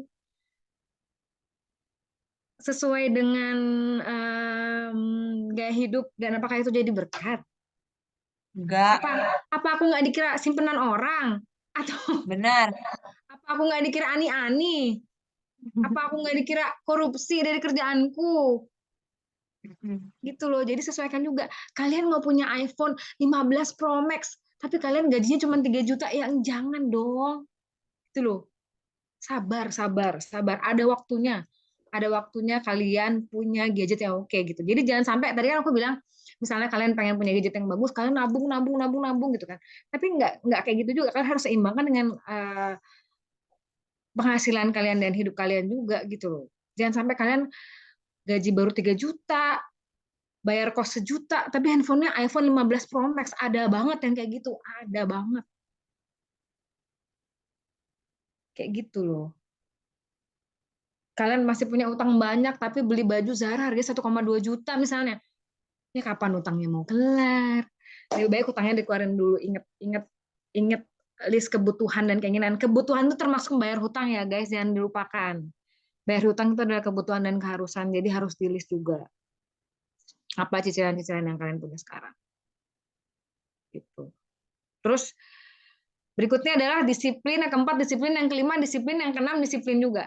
Karena ngatur keuangan ini tidak mudah, guys. Aku belajar ngatur keuangan, gini ya, nggak ada kata terlambat untuk belajar ya, guys. Jadi misalnya ada di antara kita yang, Kak, aku kayaknya udah telat deh, Kak. Segala macam. Aku udah terlanjur begini. Nggak ada kata-kata kayak gitu. Aku belajar dari minus itu ketika umurku juga sudah lanjut. Gitu ya. Jadi nggak ada kata terlambat untuk belajar, dan Tuhan buktikan ketika kita bisa mengatur keuangan kita dengan baik, kita tertib mengembalikan milik Tuhan, tertib dan dengan sukacita memberikan persembahan, mengelola keuangan dengan baik, membayar hutang. Tuhan buktikan gitu. Bahkan aku bisa menyelesaikan hutang yang hampir 200 juta itu hanya dalam waktu 2 tahun dengan gajiku yang tinggal nyampe 10 juta. Itu gimana caranya kalau nggak karena Tuhan? Nggak masuk akal. Jadi Tuhan nggak ngelihat apa yang kita nggak punya, guys. Tuhan ngelihat apa yang kita punya, gitu loh. Jadi seberapapun yang kalian punya, seberapapun tabungan kalian, Tuhan lihat itu gitu, dan Tuhan akan tambah-tambahkan gitu. Kayak yang tadi di ayat firman Tuhan bilang kan, ada yang orang menghemat setengah mati, tapi ternyata dia malah kekurangan. Tapi orang yang memberi banyak, Tuhan malah berkati kayak gitu. Jadi Tuhan lihat apa yang kita punya. Ketika kita nabung, misalnya tadi kalian belum bisa 20%, tabunglah seadanya dulu yang kalian punya 10% misalnya. Kalian akan lihat kok nanti Tuhan akan tambahkan tabungan kalian kayak gitu. Jadi intinya aku bisa membayar utang itu dalam waktu 2 tahun. Bahkan ada beberapa orang yang dihutangi akhirnya membebaskan hutangnya gitu. Pokoknya cara Tuhan luar biasa. Mungkin saat ini kita nggak ngerti, tapi Tuhan nggak suruh kita ngerti kok. Tuhan suruh kita percaya aja gitu. Intinya prinsipnya semua yang Tuhan suruh nggak akan pernah ngerugiin anak-anaknya. Kayak gitu. Terus disiplin ini, kenapa aku sampai tulis 3 kali ya, karena emang harus jadi habit gitu loh buat kita. Jadi ayo kita sama-sama, misalnya kita gajian setiap tanggal 1, langsung tuh 1 sisihkan buat perpuluhan. Nggak bisa diganggu-gugat, terserah kalian mau taruh di amplop kayak mau taruh di rekening yang berbeda, terserah. Atau langsung transfer ke gereja. Dah, langsung tuh transfer. Yang kedua, apa tadi? Persembahan yang lain-lain ya. 10% termasuk buat orang tua. Langsung sisihkan. Yang ketiga, 60%. Hutang. Langsung bayar. Jangan ditunda-tunda. Kebutuhan apa lagi? Uang bensin, makan, segala macam sisihkan. Habis itu tabungan. Langsung sisihkan. Kayak gitu. Jadi kalian teratur keuangannya, akhirnya lama-lama jadi habit gitu. Jangan menunggu-nunggu apa ya, jangan menunggu dan menunda untuk membayar hutang, menunda untuk membayar perpuluhan. Nggak, karena nanti uangnya akan kepake. Nanti kalau kita menunda-nunda, menunggu-nunggu, uang yang akan jadi tuannya. Kita yang jadi hambanya. Gitu. Jadi mari kita hidupi bersama-sama. Tema kita malam ini, Your Money is Your Servant. Salah satu caranya adalah tidak menunda-nunda, guys. Gitu. Makanya What to Do Next ini aku berdoa dan aku berharap kita sama-sama bisa lakuin.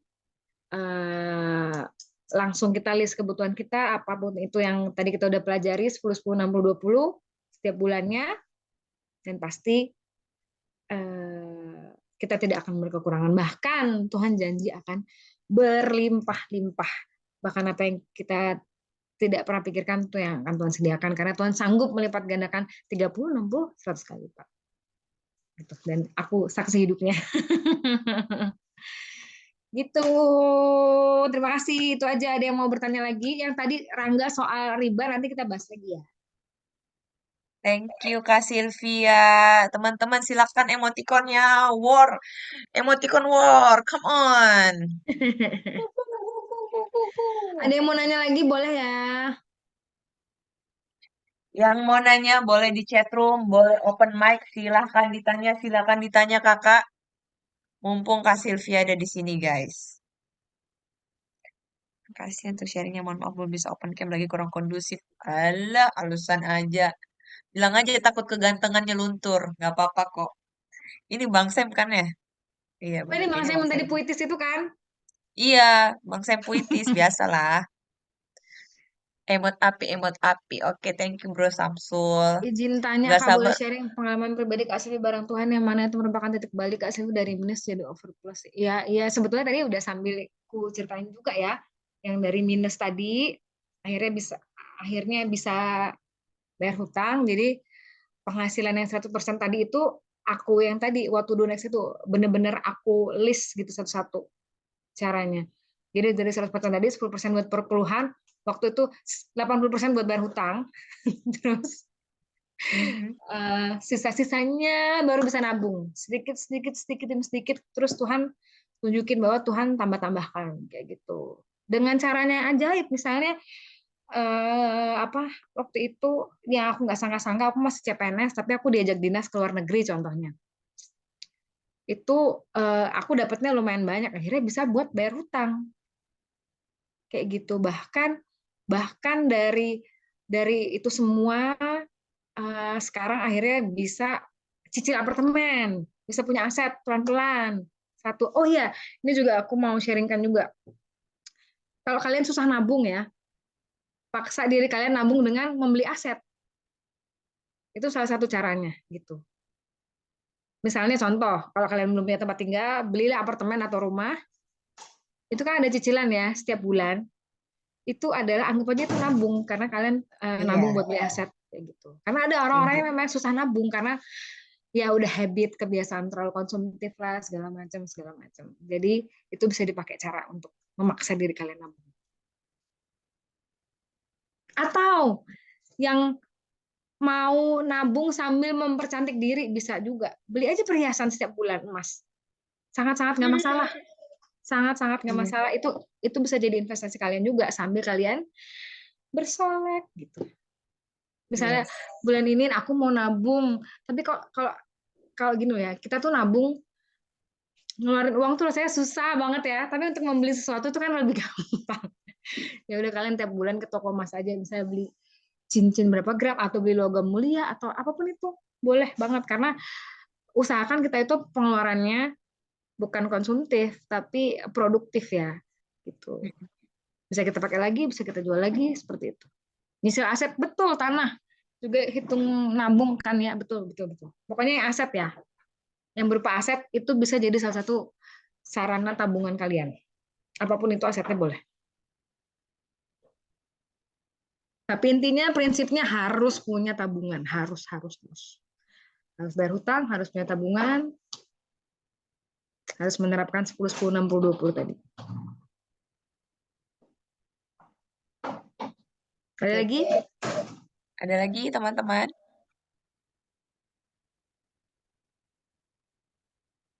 Well, sambil nunggu teman-teman yang mau bertanya, thank you Kak Sylvia untuk tips and trick eh, bagaimana cara supaya bisa atur keuangan, supaya kita juga merdeka dari ikatan mamon. Wih, bahasaku udah Bible banget ya saudara-saudara. Mohon maaf lahir batin. Ya, D- dan saya percaya waktu teman-teman bisa praktek, Kak Sylvia tuh bukti nyata dari apa yang dia sampaikan tadi. Apa yang Kak Sylvia paparkan ke teman-teman tuh adalah hasil dari perjalanan hidupnya. Jadi ini sudah terbukti, kiranya ini juga bisa jadi berkat buat teman-teman semuanya. Aku support sih teman-teman untuk kita semua bisa melek investasi dan juga sorry aku ada telepon. Supaya kita nggak menyesal. Seperti yang Kak Sylvia bilang tadi, waktu kemarin pandemi kan luar biasa tuh. Aku ada kesaksian salah satu teman di GPI juga, dia bilang syukur waktu aku kerja dulu ada tabungan saham kalau nggak salah. Akhirnya setelah pandemi itu yang dia cairin satu persatu gitu. Jadi bisa menolong teman-teman untuk jaga-jaga. Nah, karena kita udah ada di penghujung acara dan sudah nggak ada pertanyaan yang masuk, Masih ada so tadi kayak ternyata. kenapa Kak? Masih ada pertanyaan nih. Oke. Oh, by the way, Silakan. tadi bahannya udah aku sharing di grup chat ya. Siapa tahu kalian mau pakai, bahkan mau di-share ke siapapun boleh, dan siapa tahu kalian mau inget kalau misalnya takut lupa gitu ya. Boleh, aku udah share PDF-nya di chat. Terus ada pertanyaan dari Kak John Silalahi. Kak izin nanya, Kak, gimana sih Kak cara untuk membedakan orang yang manfaatin kita ketika kita sering membantu atau menolong orang? Sering dimanfaatin ya, Kak? Pertanyaan yang bagus. Nah, ini nih. Memang ada banyak orang yang kayak gini ya. Gimana caranya untuk membedakan? Caranya adalah gini. Kita lihat kedisiplinan orang itu ketika kita sudah tolong. Misalnya, orang yang pinjam duit sama kita. Oh, ini aku juga baru alamin banget ya. Bahkan aku alaminnya keluarga. Jadi dia pinjam duit nih. Ternyata dia minjem duit ke aku, minjem duit ke adikku juga gitu. Terus, ya namanya keluarga kan nggak enak ya, nggak minjemin gitu. Akhirnya pernah aku pinjemin sekali gitu. Waktu itu dia pinjemnya 5 juta, akhirnya aku kasih 1 juta. Terus, adikku juga pernah minjemin. Terus dia bilangnya mau balikinnya seminggu. Tapi jadinya sebulan, 2 bulan. Terus setelah dibalikin, minjem lagi. Terus balikinnya juga nggak sesuai dengan apa yang dia bilang gitu. Nah, kalau udah kayak gitu, itu adalah tanda-tandanya kita dimanfaatkan. Jadi akhirnya waktu dia pinjem yang ketiga kalinya, aku udah nggak kasih. Gitu. Kita juga harus berani bilang enggak untuk bisa mengelola keuangan kita dengan baik. Tidak semua harus jawab iya. Kayak gitu. Mending ketika ada orang yang pinjam duit kalian share PDF-ku yang tadi. Ini loh caranya. Iya, langsung bagiin. Supaya dia nggak minjem lagi. Gitu ya. Itu yang aku bisa sharing dan aku alamin sendiri. Jadi beda ini yaitu dia menghargai pertolongan kita nggak gitu. Kalau dia menghargai pertolongan kita, harusnya dia nggak manfaatin gitu. Dan dia sesuai dengan apa yang diomongin gitu ya. Berikutnya dari Kak Sam juga, pernahkah ada di fase bertanya-tanya saat Kak Silvi masih minus, kok gini sih, punya utang besar yang mana bukan kesalahan sendiri? Kalau pernah, bagaimana bisa menang dari fase itu sementara Kak Silvi sudah melakukan firman Tuhan buat Oke. Bentar, ada lagi kah yang Wah, ada Om Daniel Dianto juga. Halo Om. Harusnya kita banyak belajar juga dari Om Daniel Dianto ya soal mengelola uang. Apalah Silvi yang ceremen ini. Oke, aku jawab dulu ya.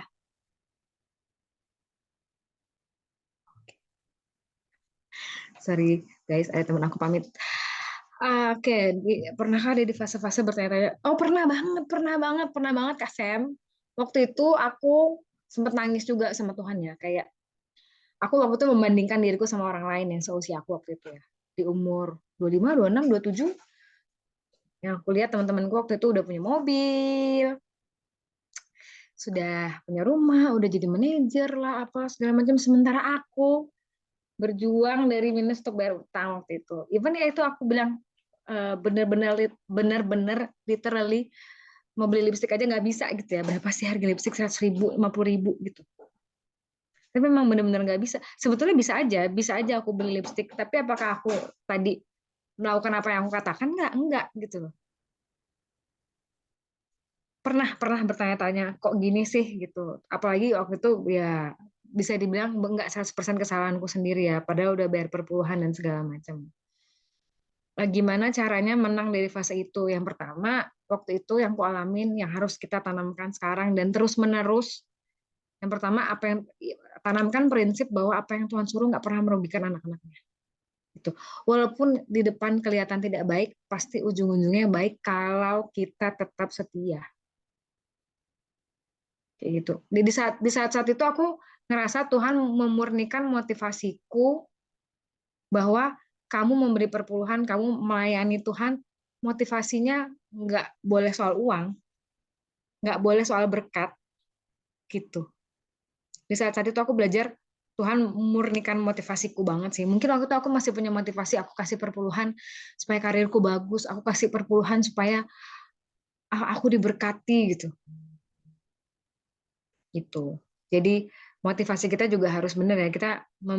Kita melakukan firman Tuhan termasuk untuk mengembalikan perpuluhan itu kan karena kita mengasihi Tuhan, bukan hanya mau berkatnya aja gitu.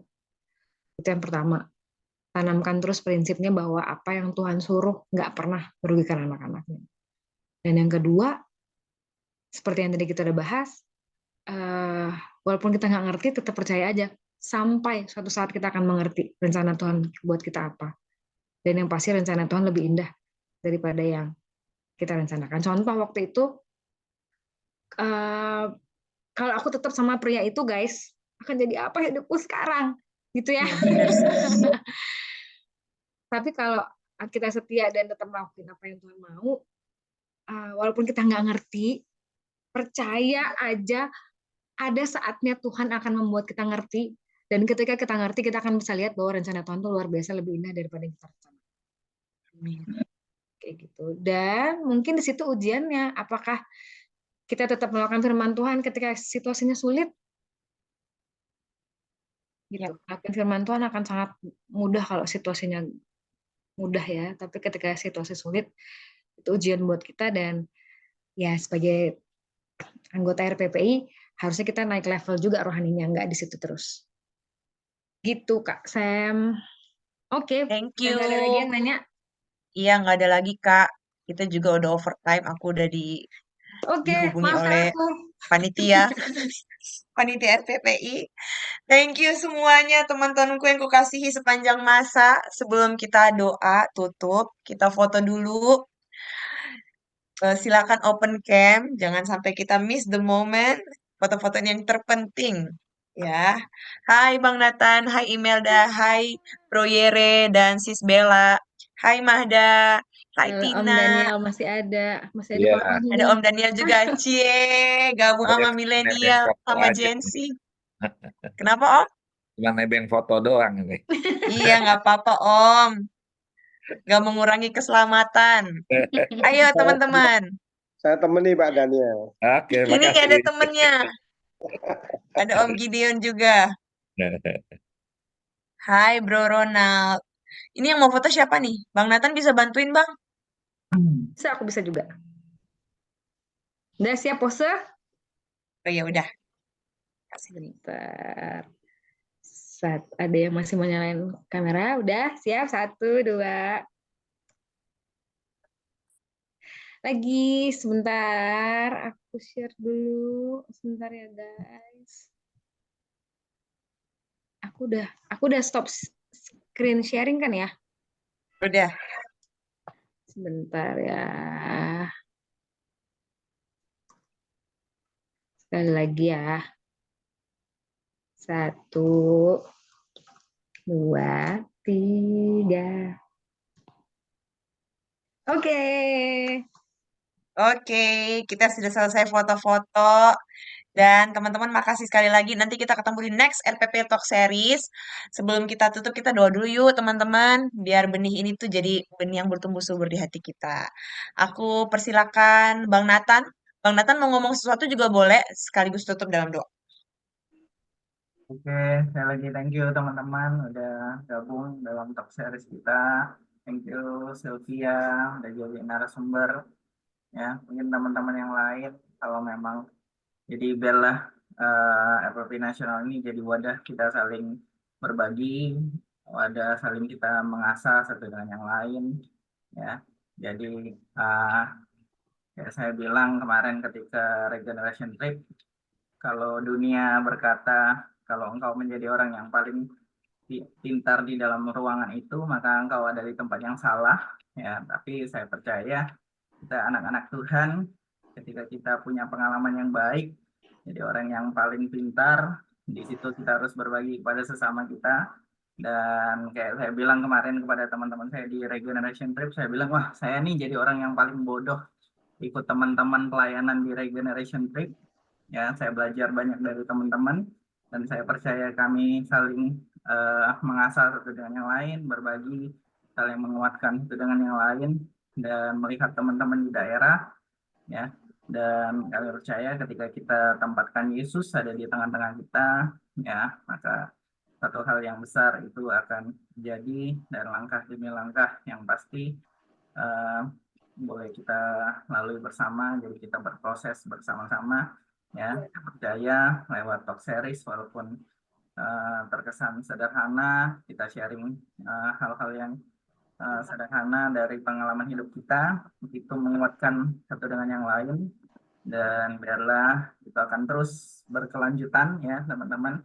Jadi jangan lupa terus follow IG kita ya, teman-teman juga bisa bantu jadi konten kreator ya. Mungkin kita hari ini bukan butuh admin IG lagi ya, karena hari-hari ini anak-anak sudah pakai TikTok ya. Saya pribadi nggak punya TikTok, jadi kita butuh nih teman-teman yang udah main TikTok boleh sharing sama kita, karena kita sangat butuh orang-orang yang tepat pada bidang masing-masing ya. Ya lagi mengucap syukur buat semuanya hari ini ya, tetap berkoneksi bersama di dalam, baik di dalam WA group, baik di dalam sosmed kita. Mungkin andalan kita ya IG, YouTube hanya upload ketika ada talk series saja ya, tapi jangan berarti ketika ada talk series nanti langsung diupload di YouTube, ya udah nonton YouTube-nya aja, enggak ya teman-teman. Tapi ketika kita ikut di sini kan bersama-sama kita bisa sharing satu dengan lain ya. Itu saja. Mungkin Kak Rudi mungkin masih mau nambahin? Terwakilkan sama Nathan. Oh ya. Thanks Nathan. Luar Ya. biasa.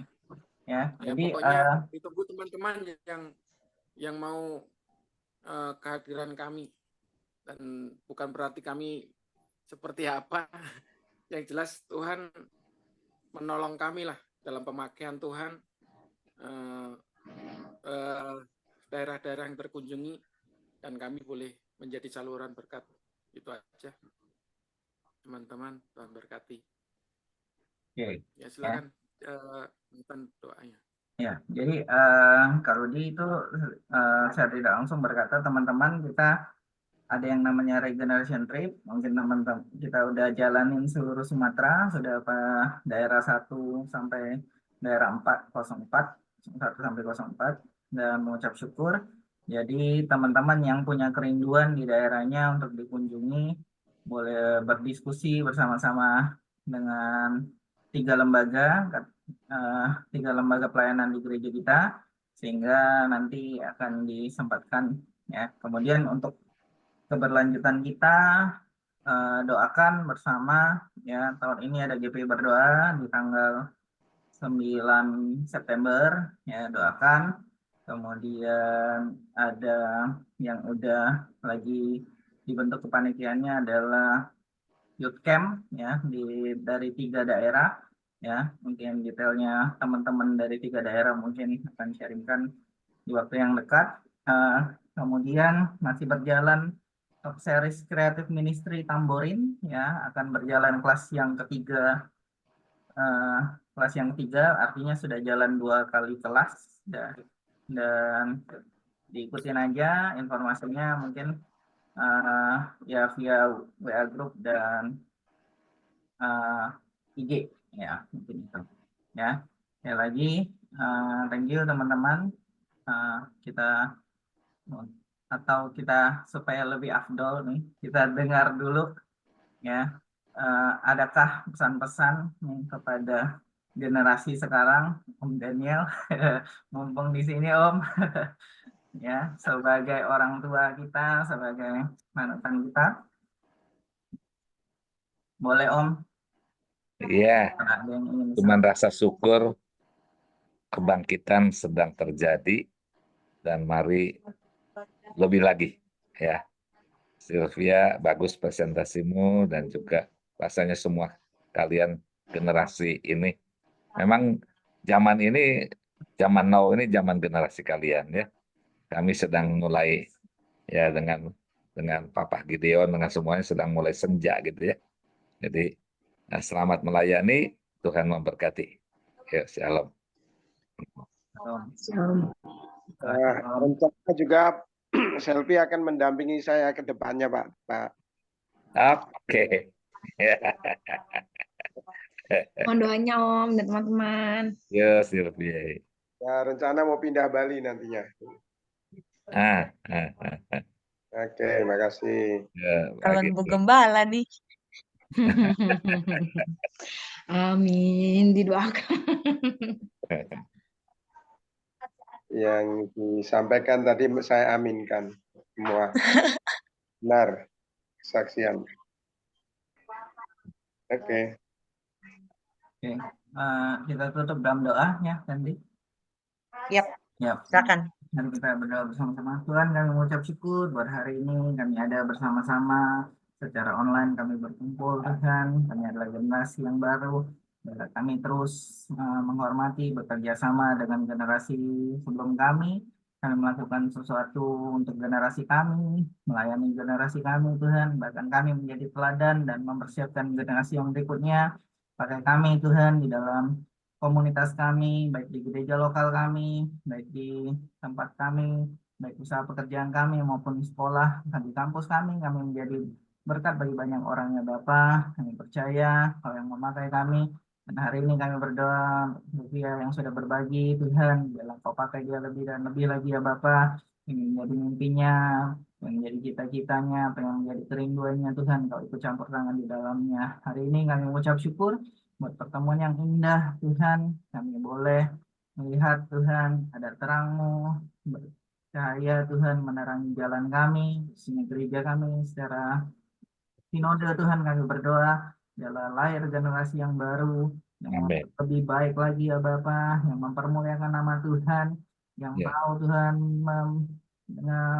menjalani panggilan Engkau, ya Bapa. Kami percaya, Tuhan. Kami serahkan juga, Tuhan, 3 lembaga pelayanan gereja-Mu, baik kategorial, kontekstual, maupun anak-anak kerohaniawan, Tuhan. Biarlah kami boleh bekerja sama, membangun komunitas yang baik bagi gereja kami, bagi bangsa kami, ya Bapa. Terima kasih, Yesus. Teman-teman yang sudah berjerih lelah dalam kepanitiaan, dalam admin, dalam mengurus, dalam menjadi host pada hari ini, Tuhan. Kau yang memberkati semuanya, ya Bapa. Mengucap syukur, semua yang baik, semua yang ada dalam setiap yang kami alami, Tuhan, kami serahkan semua ke dalam tangan-Mu. Terima kasih, Yesus. Kami serahkan program-program lainnya, Tuhan, baik secara online maupun secara kunjungan ke daerah-daerah. Kami serahkan semuanya ke dalam tangan, Tuhan. Biarlah, Tuhan, Kau ikut campur tangan di dalamnya.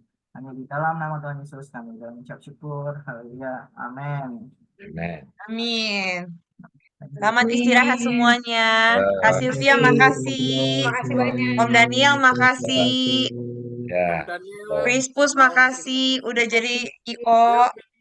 Kakak-kakak, makasih. Kak Rudi, Bang Nathan. Thank you. Hai Rida. Ronald. Ronald dari Thank you. Sumatera, Perawang, Ronald Sulawesi.